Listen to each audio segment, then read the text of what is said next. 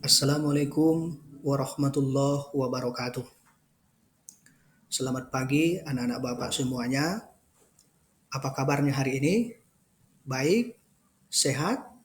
Sehat, alhamdulillah.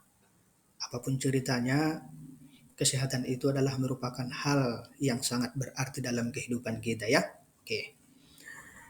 Anak-anak Bapak semuanya, sebelum kita memulai pelajaran kita hari ini, seperti biasa, mari kita awali dengan ucapan basmalah, dilanjutkan dengan doa belajar, agar hati pikiran kita dibuka oleh Allah Subhanahu wa taala.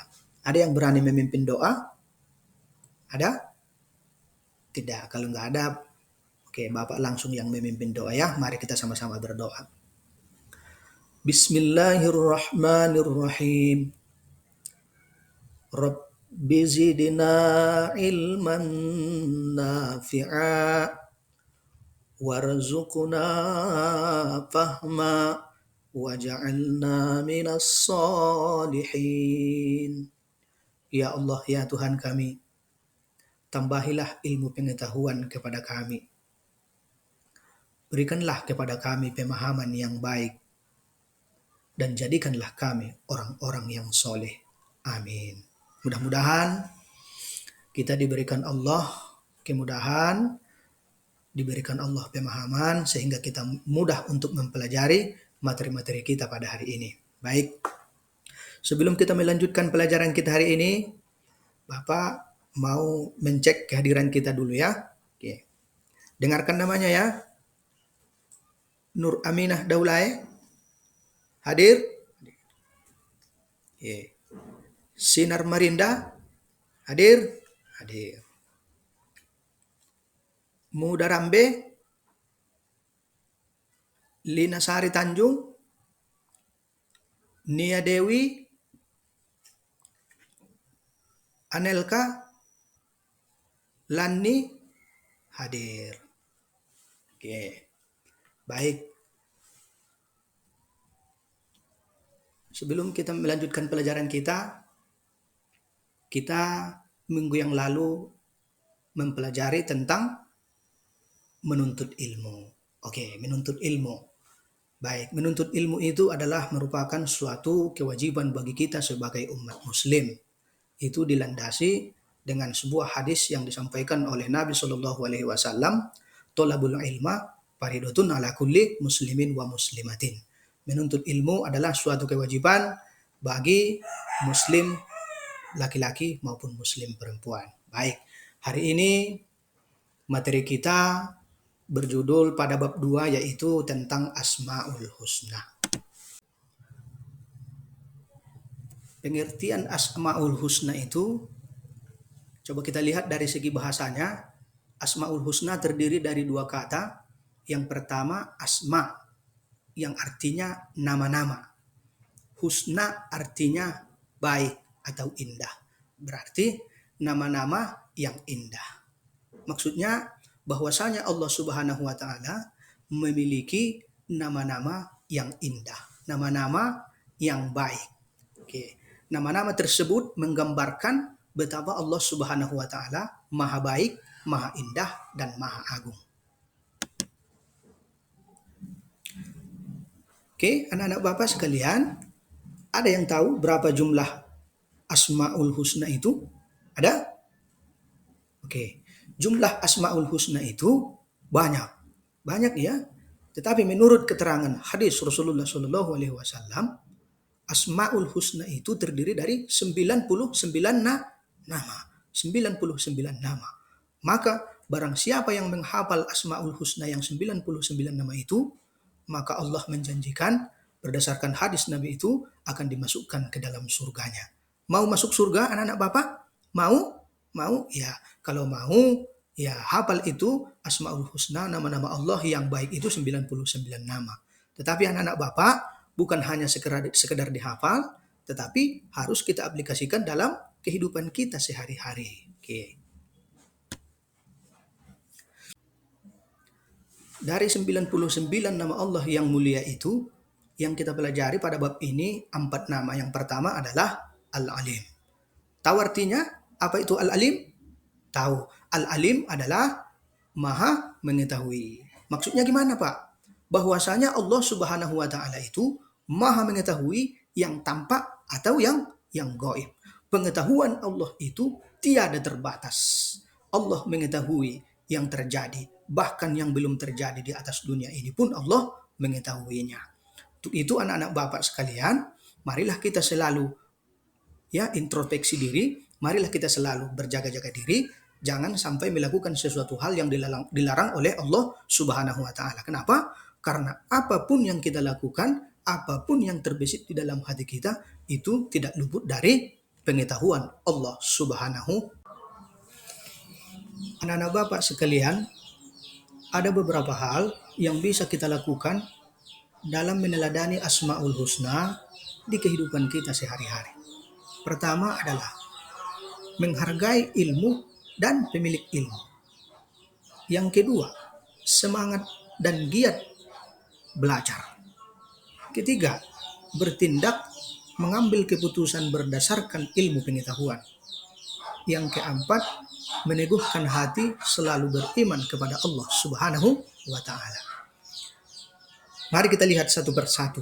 Pertama, menghargai ilmu dan pemilik ilmu. Bagaimana maksudnya? Anak-anak Bapak sekalian, dalam menghargai ilmu dan pemilik ilmu, maksudnya yang pertama adalah kita sebagai seorang pendidik harus memperbaiki niat kita dalam belajar. Anak-anak Bapak sekalian, banyak orang-orang yang salah niat ketika mau belajar. Akhirnya apa? Kecewa karena tidak sesuai dengan keinginannya. Jadi anak-anak Bapak sekalian, perlu kita perbaiki niat kita. Untuk apa kita belajar? Untuk apa kita menuntut ilmu? Tentunya berdasarkan ajaran Islam, kita belajar ini adalah niatnya karena Allah Subhanahu wa taala. Sebagaimana dijelaskan dalam sebuah hadis Nabi Shallallahu alaihi wasallam, beliau mengatakan, "Innamal a'malu binniyat." Sesungguhnya segala perbuatan itu, segala amal ibadah itu berdasarkan niat yang kita tanamkan di dalam hati kita. Untuk apa kita belajar? Kalau untuk mendekatkan diri kepada Allah, itulah niat yang betul. Tapi wahai anak-anak Bapak sekalian, kalau niat kita hanya supaya dipandang orang hebat, supaya dilihat orang, wah dia bisa sekolah, supaya mencari nama, itu salah wahai anak-anak Bapak. Mulai sekarang perbaikilah niatnya, perbaikilah tujuannya untuk apa belajar. Tujuannya adalah, niatnya adalah untuk Allah, karena Allah Subhanahu wa taala. Innamal a'malu binniyat. Itu yang pertama, dalam menghargai ilmu, memperbaiki niat. Oke, yang kedua adalah tawakal. Anak-anak Bapak sekalian, setelah kita berusaha, setelah kita belajar, kita tidak boleh harus bertawakal kepada Allah. Kita harus berserah diri kepada Allah. Kenapa? Karena itu milik Allah dan Allah lah berhak untuk memberikan itu kepada siapa. Jangan sakit hati, jangan kecewa meskipun kita sudah bersusah payah dalam belajar. Ternyata ilmu itu susah sekali kita peroleh. Jangan salahkan Allah, tetapi mari kita bertawakal, berserah diri kepadanya. Kita manusia ini hanya bisa bertawakal, namun yang menentukan adalah Allah Subhanahu wa taala. Kita berusaha, setelah berusaha bertawakal, setelah bertawakal berdoa, yang menentukan adalah Allah Subhanahu wa taala. Anak-anak Bapak sekalian, yang seterusnya adalah dalam menghargai ilmu itu ialah menjauhi dari maksiat. Menjauhi diri kita dari maksiat. Anak-anak Bapak sekalian, dalam sebuah ungkapan Imam Syafi'i pernah mengatakan, apa kata beliau? Al-ilmu nurun wa nurullah la yuhdali asi. Ilmu itu adalah cahaya, nur, dan cahaya itu tidak akan diberikan kepada orang yang melakukan maksiat. Oleh karenanya wahai anak-anak Bapak sekalian, dalam mempelajari Asmaul Husna ini, Asmaul Husna ini, nama-nama Allah yang baik ini, Al-Alim, ini adalah suatu materi yang sangat berarti, suatu materi pembelajaran yang sangat berharga kepada kita. Kenapa? Karena dengan mempelajari Al-Alim ini, kita dapat menjauhkan diri kita dari sifat maksiat. Maksiat. Kenapa? Karena Allah Subhanahu wa taala mengetahui segala apa yang kita lakukan. Ya. Jadi ilmu itu tidak akan diberikan Allah kepada orang yang suka melakukan maksiat. Ada yang suka melakukan maksiat? Apa contohnya maksiat? Berjudi, meninggalkan sholat, melawan orang tua, melawan guru. Banyak lagi contoh-contoh maksiat, wahai anak bapak. Mulai sekarang, jangan lagi melakukan kesalahan, jangan lagi melakukan maksiat. Kenapa? Karena apabila anak-anak bapak ingin mendapatkan ilmu yang baik, ilmu yang berkah dunia akhirat, maka mulai sekarang jauhi sifat maksiat. Dan yang seterusnya adalah berprasangka baik. Berprasangka baik kepada Allah. Meskipun ilmu itu belum diturunkan Allah kepada kita, tetapi kita tidak boleh berprasangka buruk kepada Allah. Mungkin saja, wahai anak-anak bapak sekalian, mungkin saja ya, mungkin saja kalau ternyata Allah berikan ilmu itu kepada kita, kita akan menjadi sombong. Kita tidak boleh berprasangka buruk, ya. Kita tidak boleh berprasangka buruk. Oleh karenanya, wahai anak-anak bapak sekalian, setelah kita menghargai ilmu, seterusnya adalah kita harus menghargai pemilik ilmu. Siapa pemilik ilmu? Pemilik ilmu yang sebenarnya, yang secara hakikatnya adalah Allah Subhanahu wa taala. Tetapi dalam hal ini, Allah menurunkan rasul. Setelah Allah mengutus kepada kita rasul membawa ilmu, ya, mengajarkan kita ilmu pengetahuan. Setelah rasul, para ulama, setelah para ulama adalah guru. Nah, dalam konteks sekolah kita ini adalah pemilik ilmu itu adalah guru. Nah, kalau kita ingin mengaplikasikan, kalau kita ingin mengamalkan al-alim, kita harus menghargai pemilik ilmu, guru. Bagaimana cara menghargai guru? Cara menghargai guru itu sangat mudah, wahai anak-anak bapak sekalian. Tetapi prakteknya di lapangan ini yang susah. Cara menghormati pemilik ilmu itu yang pertama adalah mengucapkan salam ketika bertemu dengan guru. Ini Siti Aminah. Ini kalau berjumpa dengan guru gimana? Lari. Berjumpa dengan guru gimana? Buang muka. Bahkan tidak mau menegur. Bahkan dia menganggap gurunya itu seolah-olah ya biasa-biasa saja. Jangan begitu, ya. Tidak boleh begitu, wahai anak-anak bapak sekalian. Ya. Nah, inilah manfaatnya kita mempelajari al-alim ini hari ini. Kita harus menghormati pemilik ilmu. Bagaimana caranya? Yang pertama adalah mengucapkan salam ketika bertemu dengan guru. Assalamualaikum Pak. Mantap kan? Oke, itu yang pertama, mengucapkan salam ketika bertemu dengan pemilik ilmu atau guru. Yang kedua, mendengarkan pelajaran yang disampaikan oleh bapak guru kita. Mendengarkan pelajaran, memperhatikan pelajaran ketika bapak ibu guru kita menjelaskan pelajaran. Nah, bagaimana anak-anak bapak sekalian? Apakah sering ketika guru menjelaskan pelajaran bermain-main di belakang? Melempar-lempar sama teman, mencubit-cubit teman. Itu tidak boleh, wahai anakku. Itu tidak boleh. Kenapa? Karena itu adalah artinya kita tidak menghormati guru, tidak menghormati pemilik ilmu.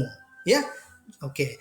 Itu yang kedua. Yang ketiga adalah mengerjakan tugas yang diperintahkan guru. Nah, ini terkadang kita salah pengertian.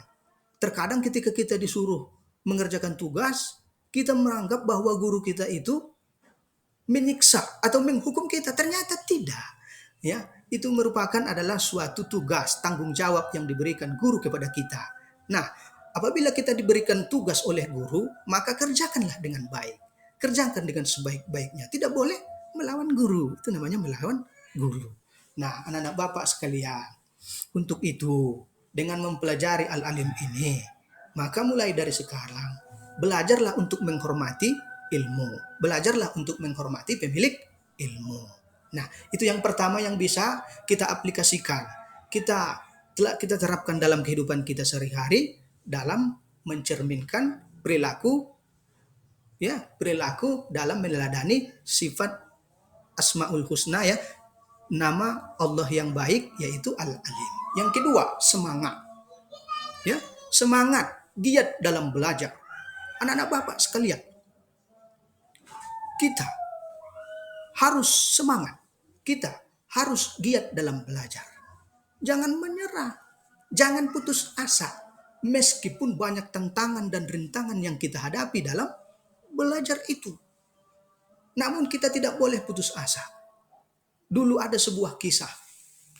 Ada seorang ulama yang bernama Ibnu Hajar al-Asqalani. Pada awalnya ini Ibnu Hajar ini adalah seorang santri, seorang murid di dalam sebuah pesantren yang pada awalnya beliau ini adalah murid yang lambat dalam belajar atau termasuk murid yang bodoh di pesantren itu. Beliau ini, Ibnu Hajar al-Asqalani ini, sudah lama belajar dengan kiai. Sudah berbulan-bulan. Dan akhirnya beliau minder. Malu dengan teman-teman. Sudah lama saya belajar. Sudah lama saya menuntut ilmu di pondok ini, di pesantren ini. Tapi rasanya ilmu itu sulit kali untuk saya dapatkan. Sehingga di dalam di satu ketika Ibnu Hajar al-Asqalani ini bertekad di dalam hatinya untuk berhenti menuntut ilmu. Pulang saja ke kampung halaman. Kalau gini terus menerus, saya lebih baik pulang sajalah. Lebih baik saya pulang ke kampung, berusaha di kampung. Soalnya saya sudah berbulan-bulan di sini, tapi belum ada yang bisa saya dapatkan dari kiai. Di suatu saat, Ibnu Hajar al-Asqalani ini menemui kiai. Assalamualaikum kiai, ada apa? Ibnu Hajar, begini Pak Kiai, saya sudah menuntut ilmu di sini berbulan-bulan.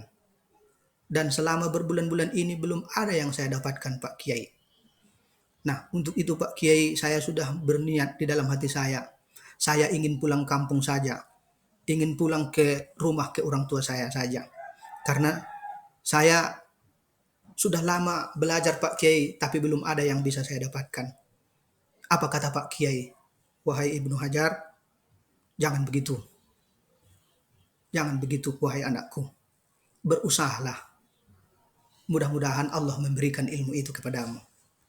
Iya Pak Kiai, tapi saya sudah bulat, tekad saya sudah bulat Pak Kiai. Niat saya sudah bulat Pak Kiai. Saya akan pulang ke kampung halaman saya.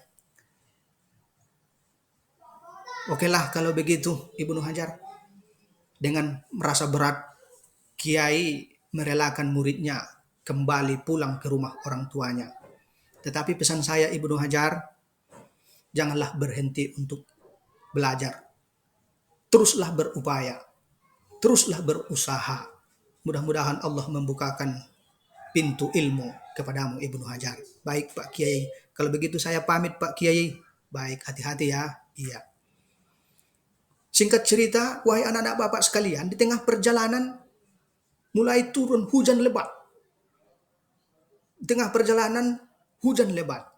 Dan terpaksa Ibnu Hajar al-Asqalani harus singgah di dalam sebuah gua. Beliau berhenti berteduh di dalam sebuah gua. Nah, dari dalam sebuah gua itu Ibnu Hajar mendengarkan suara percikan air, suara tetesan air. Nah, Ibnu Hajar melihat dari mana datangnya suara itu. Ketika Ibnu Hajar melihat sumber suara itu, dia melihat satu buah batu besar. Satu buah batu besar yang ditetesi air hujan. Nah, Ibnu Hajar melihat batu itu, ya, Ibnu Hajar melihat batu itu sudah berlubang. Batu itu sudah berbekas gara-gara tetesan air hujan. Nah, di saat itu berpikirlah Ibnu Hajar al-Asqalani. Oh, betapa naibnya saya. Betapa lemahnya saya. Ini batu besar saja. Batu besar yang kokoh, kuat. Bisa berlobang, bisa berbekas disebabkan oleh tetesan air hujan. Apalagilah saya manusia. Nah, dari situ wahai anak-anak Bapak sekalian, Ibnu Hajar al-Asqalani ketika dia keluar dari gua itu, dia tidak jadi pulang ke rumah orang tuanya. Lalu kemana dia? Dia kembali menuntut ilmu ke Pak Kiai. Nah, inilah hikmah yang diperoleh oleh Ibnu Hajar Al-Asqalani ketika dia sudah menyerah, sudah pasrah dalam belajar itu karena sulitnya ilmu pengetahuan, sulitnya dia memperoleh ilmu pengetahuan itu. Tetapi dengan peristiwa kejadian itu dia kembali menjumpai Pak Kiainya. Sehingga dengan demikian ulama ini Al-Asqalani ini disebutlah dia bernama Ibnu Hajar Al-Asqalani. Inilah anak-anak Bapak sekalian. Batu saja bisa berlobang, batu saja bisa bisa berbekas gara-gara tetesan air hujan. Apalagi konon kita manusia, otak kita ini pikiran kita ini ditempa, diberikan ilmu pengetahuan. Untuk itu anak-anak Bapak sekalian, dalam mempelajari Al-Alim ini memang sangat banyak sekali manfaat yang kita dapatkan. Salah satunya adalah semangat, giat, bersungguh-sungguh dalam belajar. Itu yang kedua. Yang ketiga, yang bisa kita lakukan dalam kehidupan kita sehari-hari dalam meneladani al-asma al-husna al-alim ini adalah bertindak atau mengambil keputusan berdasarkan ilmu pengetahuan. Jangan kita asal berbuat. Jangan kita asal berbicara. Jangan kita asal mengomentari orang. Jangan pokoknya asal itu tidak boleh. Tetapi berpikirlah, bekerjalah berdasarkan ilmu pengetahuan. Kenapa? Karena segala apa yang kita lakukan pasti kelak akan kita pertanggungjawabkan di hadapan Allah Subhanahu wa taala. Anak-anak Bapak sekalian, mudah-mudahan dengan mempelajari Al-Alim ini kita semakin hati-hati, semakin teliti, semakin bersungguh-sungguh, semakin menghargai ilmu pengetahuan agar kita berbahagia dunia dan akhirat. Asmaul Husna yang kedua yang kita pelajari di dalam bab ini adalah Al-Khabir. Ada yang tahu artinya apa Al-Khabir? Al-Khabir artinya maha waspada, maha teliti. Maksudnya bagaimana? Bahwasanya Allah Subhanahu wa taala maha waspada, maha teliti terhadap apapun yang terjadi di atas dunia ini. Nah, oleh karenanya wahai anak-anak Bapak sekalian, dalam bertindak, dalam berbuat, dalam melakukan sesuatu di atas dunia ini, kita harus meneladani sifat Allah Al-Khabir ini. Bagaimana caranya? Yang pertama adalah kita harus bersikap cermat. Kita harus bersifat hati-hati, menghindari sifat ceroboh, teliti dalam beraktivitas. Dengan demikian, wahai anak-anak Bapak sekalian, dalam melakukan sesuatu, maka lakukanlah. Berpikir dulu, baru bertindak. Ini yang tepat Berpikir dulu, baru bertindak. Jangan bertindak dulu, baru berpikir. Itu terbalik, wahai anak-anak Bapak sekalian. Oke, itu yang bisa kita aplikasikan di dalam kehidupan kita. Dan masih banyak lagi yang lainnya. Yang ketiga adalah As-Sami'. Asmaul Husna yang ketiga adalah As-Sami'. Ada yang tahu artinya? As-Sami' maha mendengar. Maksudnya bahwasanya Allah Subhanahu wa taala maha mendengar segala sesuatu apapun yang ada di atas dunia ini. Bahwasanya pendengaran Allah tidak terbatas seperti pendengarannya makhluk, manusia, hewan dan lain-lainnya. Kalau pendengaran kita masih terbatas, tapi kalau pendengaran Allah tidak ada batas. Oleh karenanya, wahai anak-anak Bapak sekalian, ada beberapa hal yang bisa kita aplikasikan, yang bisa kita teladani melalui Asmaul Husna As-Sami' ini. Yang pertama adalah peduli serta memperhatikan orang lain. Kita mendengarkan orang lain. Jangan hanya kita saja yang ingin didengarkan. Nah, sekali-sekali kita harus mendengarkan apa pendapat orang lain. Oke, itu yang pertama Yang kedua adalah peka terhadap informasi. Nah, apalagi zaman sekarang ini wahai anak-anak Bapak sekalian, begitu mudah berkomunikasi. Nah, oleh karenanya kita harus peka terhadap informasi. Jangan terlalu mudah percaya. Pelajari dulu, cari dulu dari mana sumbernya, bagaimana kebenarannya. Itu yang kedua Yang ketiga adalah menjauhi informasi hoak. Jangan suka membuat informasi-informasi yang palsu, yang tidak benar, yang membuat orang terpecah belah. Itu hoax ya. Oleh karenanya, wahai anak-anak Bapak sekalian, apapun yang ada di atas dunia ini, walau bagaimanapun keadaan suara itu, Allah Maha mendengar. Tidak akan pernah luput dari pendengaran Allah Subhanahu wa taala. Di dalam Al-Qur'an sudah jelas disampaikan oleh Allah. Nanti dilihat ya di dalam surah Al-Baqarah ayat 256 yang berbunyi wallahu sami'un alim. Dan Allah Maha mendengar lagi Maha mengetahui. Oke. Asmaul Husna, nama-nama Allah yang mulia, yang terakhir, yang keempat yang kita pelajari di dalam bab ini adalah Al-Basir. Ada yang tahu artinya Al-Basir? Al-Basir adalah maha melihat. Maksudnya bagaimana? Bahwasanya Allah Subhanahu wa taala maha melihat segala sesuatu yang dilakukan makhluk di atas dunia ini, yang terjadi di atas permukaan bumi ini. Tidak ada satupun yang luput dari pandangan Allah Subhanahu wa taala. Oleh karenanya, wahai anak-anak Bapak sekalian, marilah kita selalu berikhtiar, marilah kita selalu berhati-hati dalam melakukan satu perbuatan, satu pekerjaan. Kenapa? Karena kita tidak akan pernah luput dari pandangan Allah Subhanahu wa taala. Walau sekecil apapun yang kita lakukan, walau sebesar apapun yang kita kerjakan, tidak akan pernah luput dari pandangan Allah. Sebagaimana disampaikan Allah di dalam Al-Quran, A'udzubillahi minasyaitonirrajim. Bismillahirrahmanirrahim. Faman ya'mal mithqala dzarratin khairan yarah. Maka barang siapa yang melakukan satu perbuatan yang baik, walau hanya sebiji jarrah, maka Allah kelak pasti akan membalasnya. Sebaliknya, wa may ya'mal mithqala dzarratin syarran yarah. Dan barang siapa yang melakukan satu perbuatan kejahatan, walau hanya sebiji jarrah, kelak di akhirat Allah pasti akan membalasnya.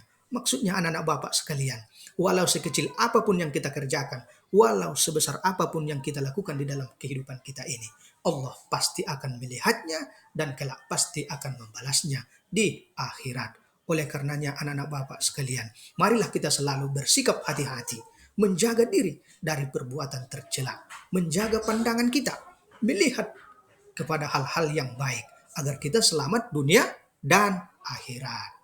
Bagaimana anak-anak Bapak sekalian? Sudah paham? Sudah mengerti tentang materi kita hari ini, Al-Asmaul Husna, Al-Alim, Al-Khabir, As-Sami, Al-Basir. Ada yang mau ditanya? Ada? Oke, kalau tidak ada, kita cukupkan pertemuan kita hari ini. Ya, mudah-mudahan apa yang kita pelajari hari ini dapat kita aplikasikan di dalam kehidupan kita dan mendapat berkah rahmat dari Allah Subhanahu wa taala, sehingga kita manusia-manusia menjadi orang-orang yang baik, orang-orang yang beriman. Tadi kita awali dengan ucapan basmalah, maka marilah kita tutup pertemuan kita ini dengan ucapan hamdalah. Alhamdulillahirabbil alamin. Billahi taufik wal hidayah. Wassalamualaikum warahmatullahi wabarakatuh.